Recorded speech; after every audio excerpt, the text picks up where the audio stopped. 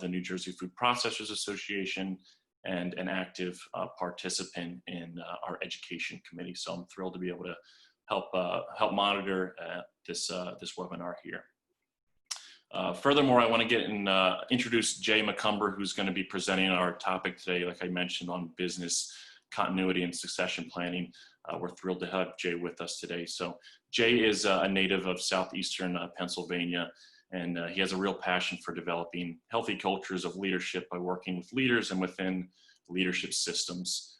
He is the president and lead consultant of the Emporia Group, where his work is primarily with executives and senior management teams, where he coaches business leaders with strong emphasis on conflict mediation, core change processes, organizational health, and strategic planning. He specializes in serving family businesses and their leadership teams by strengthening the family as a family, serving the consultative needs of the enterprise, and building strategic paths and spaces for the two to healthily interface. So again, we're very thrilled to have Jay with us. Before I kick it over to Jay, I just wanted to give everyone an idea of kind of how this webinar is supposed to go, or hopefully it goes. We're gonna push it over to Jay for the content, and if any questions arise throughout, feel free to put those questions into the Zoom or into the Facebook feed, and we will do our best to answer those questions at the very end. So without further ado, I'll kick it over to you, Jay, and thanks again. Thanks, Jordan, and thank you all for tuning in for this webinar.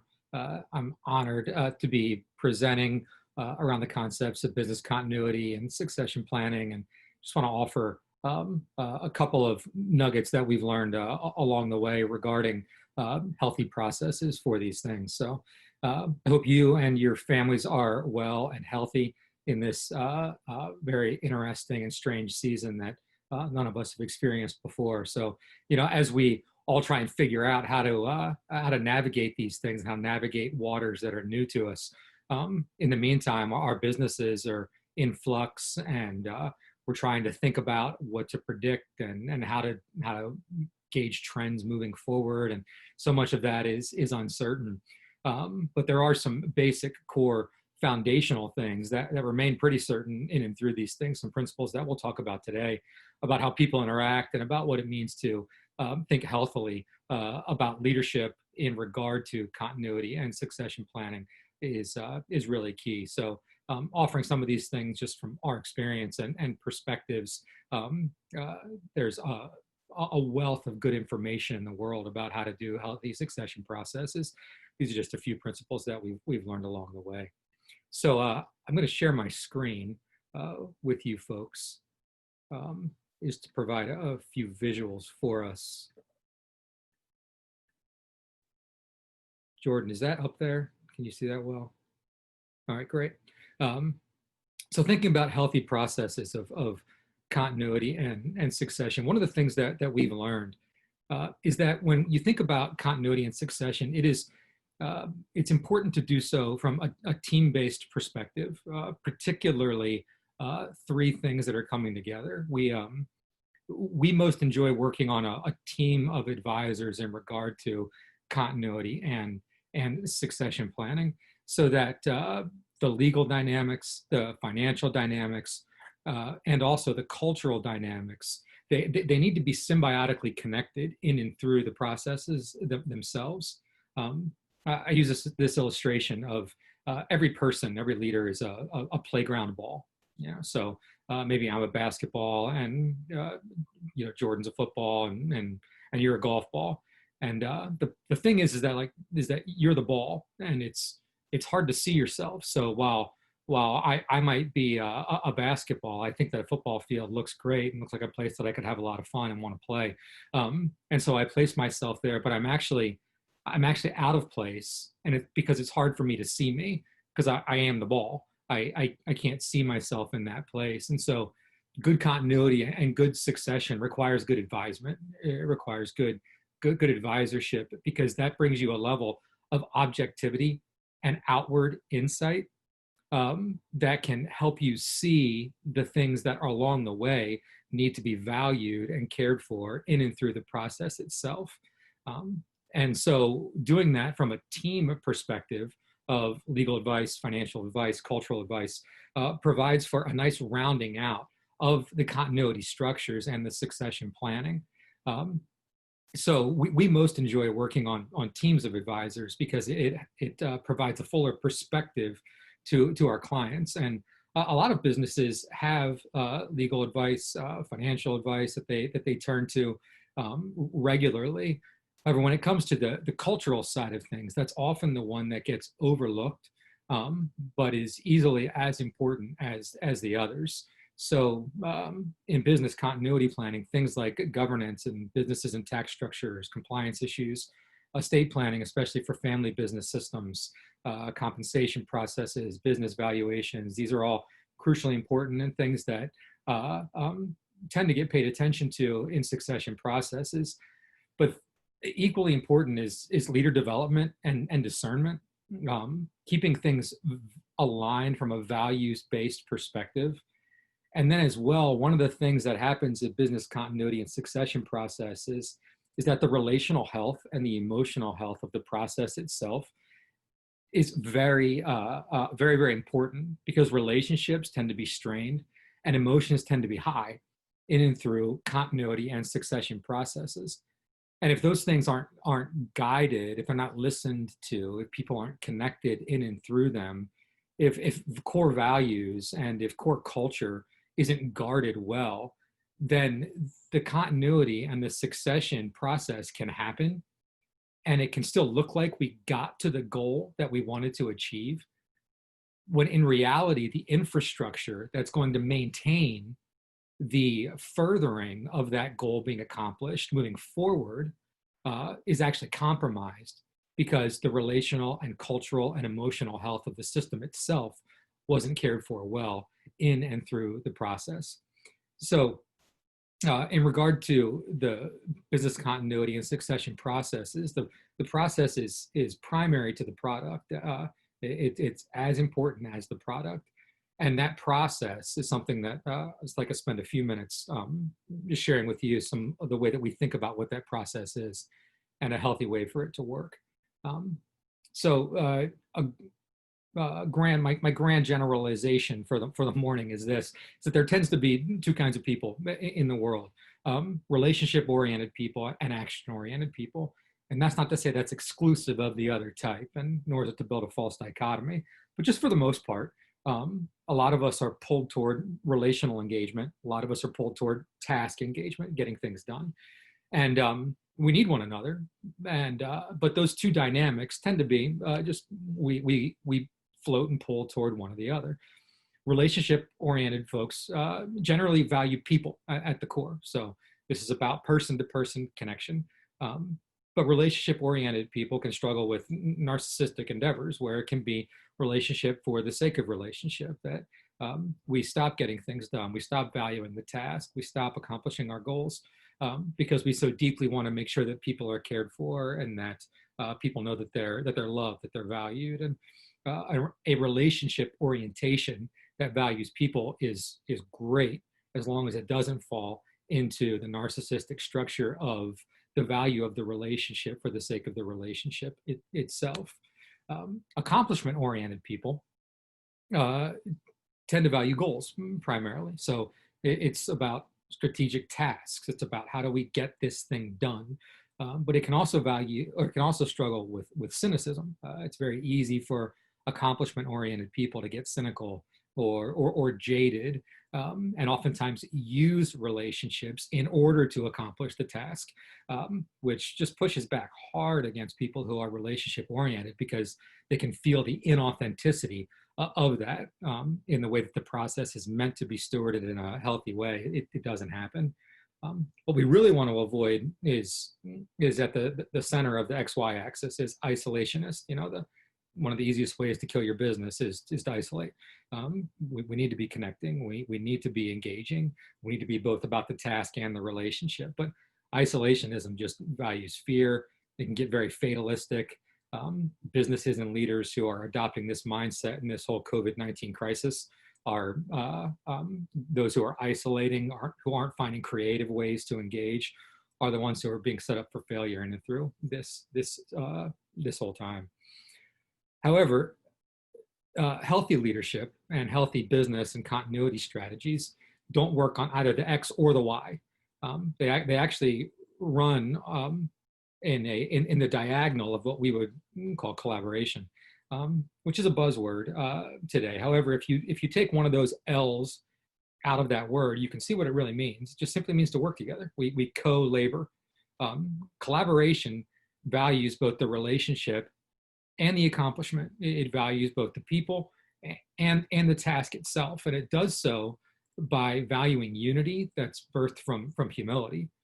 So it's not the idea that I have the idea about what this continuity process needs to be, and succession is going to happen because of the directives that are being brought down from on high, but rather there is a inclusive process that values the various perspectives that are at the table, both from a relational perspective and from a task perspective.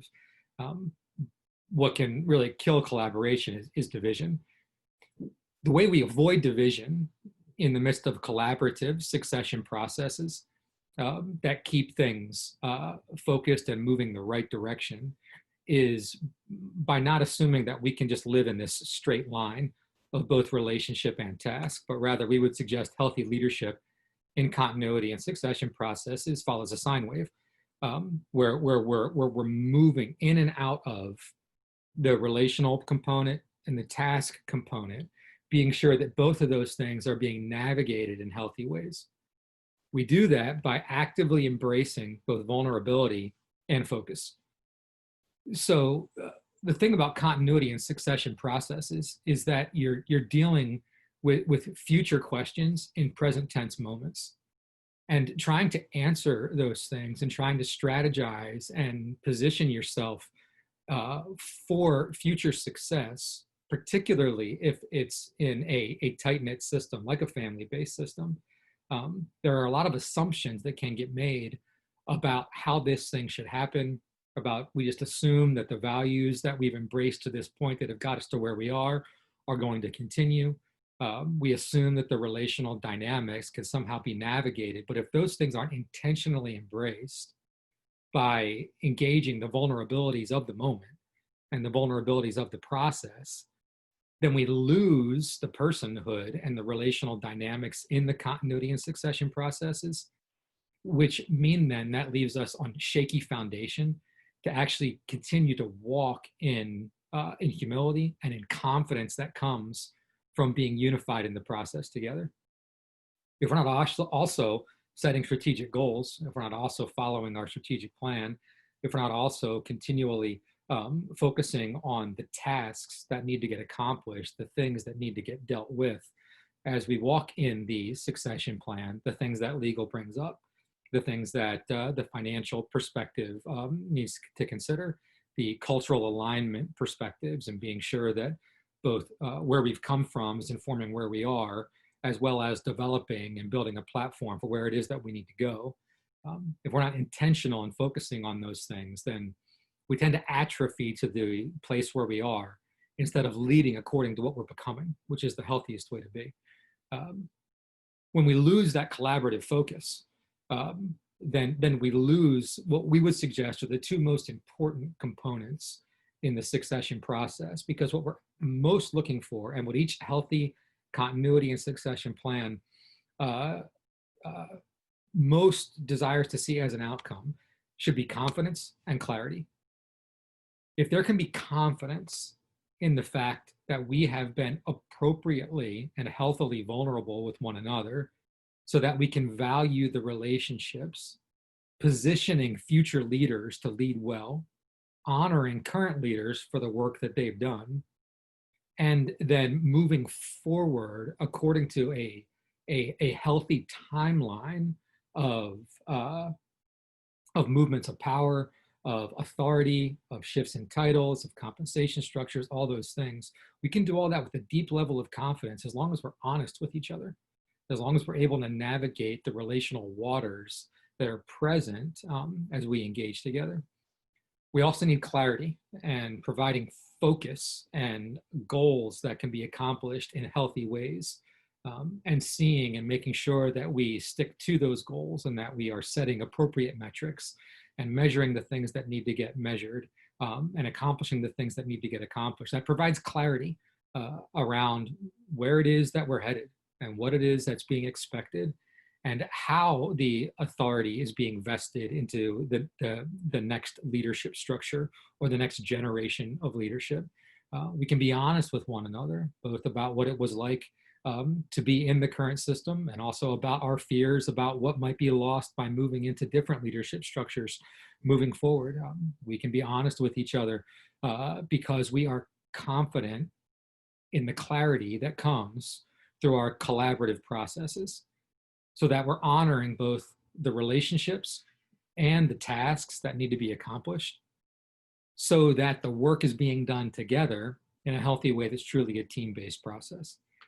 So that as we engage in that process together, it provides for us the kinds of vulnerable, focused engagements and conversations and strategic movements that, while there might be struggle in it, and I've never seen a business continuity process or a succession plan that didn't have points of tension or points of straight out conflict and difficulty. But those things don't have to be divisive. Those things don't have to bring us to places where people are getting hurt or where things aren't getting done that need to get done. But rather we can continue to move forward for the sake of the enterprise with a continuity plan, with a succession plan that is healthy. So from our perspective, this is a healthy collaborative way to think about these things and to engage in the continuity and succession planning processes. So that's a quick information download in a dynamic and a way to think about things. So invite questions, comments, snide remarks, anything at all. It's up to you. How is it that that you're engaging this, and what are some of the things that you are experiencing, maybe some of your own continuity and succession plans? Are there any questions? I have been sharing my screen this whole time. Sure, Jay. I think we're just, there's a couple questions coming in, so I'm just going to digest them for a second, then I'll kind of pass forward to you. Great. Thanks, Jordan.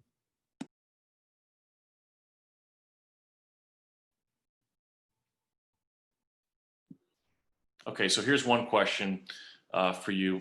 Can one develop ways to develop the skills needed to bridge different axes?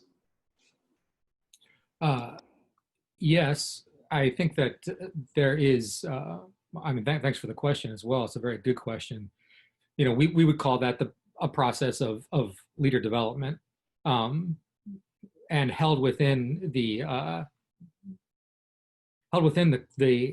culture that you are is the person that you are and the leader that you are. And so leadership within the cultural dynamic that you're a part of becomes really, really important, I think. Yeah. So when we think about the leadership culture that you're a part of, like this is the attitudes, values, goals, and practices that characterize an organization, institution, or a group. Core to those things are actually the values and beliefs. And so for who you are as a leader, when it comes to navigating those two sides of that axis, paying very, very close attention to your development as a leader, particularly in regard to what you believe and what you value, that then fuels your behaviors. So your leadership stems from somewhere. How you embrace vulnerability or are afraid of vulnerability, how you choose focus or how you lose focus. Those are all really, really important things. And so in order to be a healthy leader who can navigate that sine wave and who can be both vulnerably healthy and focused and accomplishing things, in my opinion, means paying really deep attention to who you are in your own self, how you were developed, where you come from, what you believe about what leadership is and what it should be, what you value as a result of that. For example, I think that as leaders, we would all say we value integrity. I've never met a company that didn't have integrity somewhere in their value statements. However, what does that mean? What does that mean for you? What is that, and what does it mean for integrity to prosper your behaviors. And so doing deep dives inwardly into your own inner development will root you more deeply in who you are as a person and who you are as a leader, will bring clarity to what it is that you believe about yourself and about those that you lead with, the values that you have to see present in your own leadership structures, which will then fuel the behaviors that you bring into the systems in which you're called to lead. And so that whole mining process of beliefs and values and walking in the clarity of those things is what I would call a healthy leadership development process. Again, this is something that's it can be helped when you have someone help develop you. Again, you're the ball, so it can be hard to see you. Having somebody help you see that can be really, really healthy in embracing vulnerability and focus in healthy ways. Great. Thank you. That's a great answer, and it was a great question. Another question that we have that came up is, how do you deal with the employee fear that they may lose their job due to the duplication possibilities? Yeah, that's a excellent question, and one that needs to be navigated in appropriate ways by embracing the principle of vulnerability. So that employee is expressing, this process is making me feel vulnerable. In our experience, what employees most want in that spot is to be dealt with honestly. They desire to just shoot straight. Is this a possibility? Is there a possibility that my job will be changing based on redundancies that might be present now according to this new structure or this new leadership system? And so we just encourage an active embrace where we teach active listening in that spot, where there's a value of the connection to the emotions that employee is feeling in that moment, and identification with it. If I was you, I'm not, I'm your manager, and in this case, my job actually is probably safe. But being able to connect with you and where you are means I then join you in your vulnerability, which means I listen to what it is that you're experiencing. I identify with that with statements like, if that were me, I would feel, or I've felt that, and can empathize to a degree. That then provides a level of connection that engages what we would be an emotionally vulnerable but safe environment, where that employee's questions aren't necessarily given the easy answer, but their dignity and their personhood are valued, which is what deep down they most desire, which will provide them then with confidence in the process that they're not just being unseen in it, but rather their manager or whoever it is that their direct report is willing to get into the vulnerable spot with them and to provide not easy answers, but true answers that values who they are. Thank you. Another one we have here is, in your experience and kind of what you've been through, are people naturally born leaders, or can they learn to be great leaders?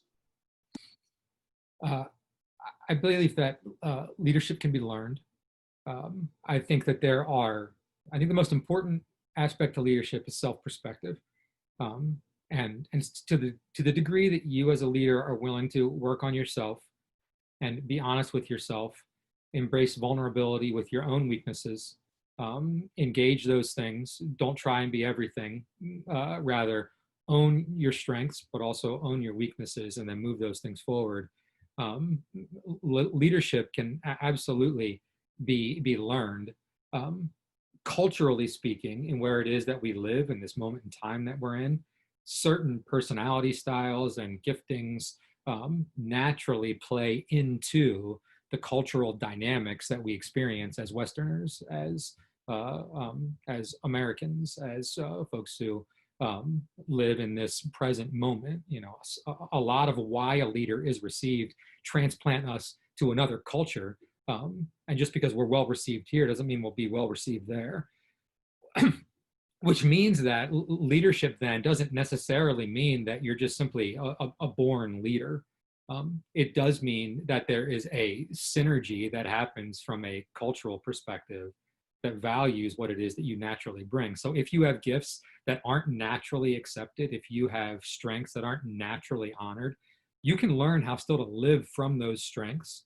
You just have to learn how to wield influence in other ways, by learning skills and tools that oftentimes only come as you embrace vulnerability as a person and choose to focus on those things and those points of growth as a person and as a leader, that allow then for you to grow and develop into a leader that can wield the kind of influence that you want to wield, want to yield in whatever it is that whatever the system is that you're a part of. So are leaders born? Maybe. Can leadership be learned? Absolutely. Depending who you are, the level and degree of work that it takes to be culturally received in those regards will vary based on who you are as a person. Great, thanks, Jay. A couple more here. There's two more I think we'll hit on, but we don't want just to be too belabored here. But Sure. For companies that don't have clearly defined and articulated values, what are some practical ways of defining them? Great question, and I think that's a key question. So we think of core values, and when we teach our core values workshop and process, we talk about them in regard to the body's gag reflex. Right. So your core values are your gag reflex. In other words, if this value gets crossed, it organizationally makes you want to puke. It's the kind of thing that you don't think about. However, when it gets offended, there's a visceral response that comes to it. And so your core value are the things that you hold so near and dear to who you are that that they tend to be not thought of. However, they're most highly valued, and a way to examine that is by seeing how can they be offended. That's one thing. A second thing is that we coach core values that have action. So in regard to, like, let's go back to the core value of integrity. We value integrity, and a lot of companies say, or leaders say, I have a core value of integrity, and that means I do business honestly. Well, that's good. However, what our question is what does a core value activate? So it's more than just how this fuels my behavior. However, it's what is activated as a result of the core value. So integrity activates confidence on the part of my clients because they know that they are engaging someone who is thinking not just honestly, but they're thinking as an integrated unit, right? So we're interconnected and interdependent. That's what integrity is. It's integrity aided. It provides a whole, so not just what is this core value, but what does this core value activate in regards to the people and the customers or the clients, the partners, vendors who are touched by that core value. That then tells me as a leader why I have that core value and whether or not that core value is actually core, if it's activating something or not. If it's not activating something, it's not a core value. It's a nice thought, and it might be something that you like, but it's not a core value. So those are two good litmus tests to think about core value process. Great, thank you. And a final question here. So how can companies design the structure of the company to support the succession? So i.e. a board of directors, advisory board, et cetera. So in your experience and your opinion, how can companies do that? Good question. Thank you for submitting it. A few things come to mind. Number one is, in our experience, most companies start business continuity and succession planning too late. This is especially true of family business systems, although a lot of businesses fall into this trap. They get behind the gun, and they end up then trying to do succession processes from a posture of urgency. And that almost invariably leads to conflict that's not needed and to division that's hard to overcome. People get hurt. So number one is get out in front of the business continuity and succession planning processes. Number two would be, yes, absolutely. A board of directors should be taking responsibility for the succession processes, particularly the discernment of who that leadership team should be, that initial Venn diagram, legal, financial, cultural, and engaging and forming that team, and then receiving reports back, hearing the process, guarding the process, marching the process forward. That is something that the board of directors may or may not have the skill to do, but probably shouldn't be their focus. That can be farmed out and to teams of consultants or other folks maybe that you even hire in ways that it can care for the succession planning in a healthy way. If you're part of a business that doesn't have a board of directors, or if you're a family business system that doesn't have a board of directors yet, again, think ahead of the process and begin to at least put down when we get to this stage, this is a short process for how we're going to begin to engage it and to begin to think about what succession looks like, what business continuity looks like. That starts by having a pretty good strategic plan. Knowing that at some point, if your goal as a business is to get acquired in a few years, well, that's a different kind of succession planning than it is to grow an intergenerational family business. And so having those kinds of strategic goals outlined and mapped out and then moving toward those things is really important. And a succession plan can be a part of that. Just don't think about it too late. Get out in front of it and to think about it before you need to think about it, particularly if you're a company with a board of directors. That is the board of directors' responsibility, and they should be taking responsibility for that succession plan. That takes the weight off of the C-suite's roles to need to do their job and try and think about that too. Great, thanks, Jay. So one last quick question that came in here I thought would be relevant, and then we'll wrap this up. But do you have any resources, Jay, personally, or suggestions for businesses as they, heed this advice and guidance going forward?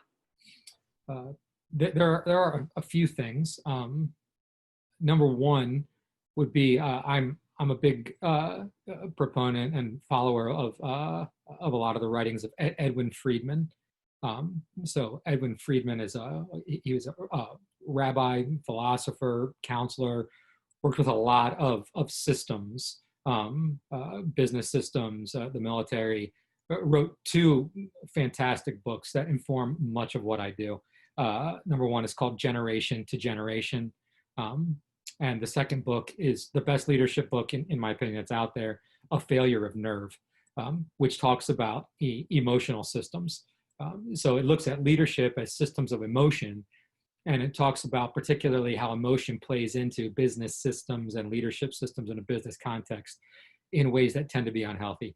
So everything that Friedman writes is great, or anything that he has written is great. He's passed away at this point, but I strongly value, and I'm a big proponent of his things. I'm also would encourage the formulation of and think closely about, and this without trying to make a shameless plug, but and think closely about what it means to have consultation within your business practice around guarding your culture.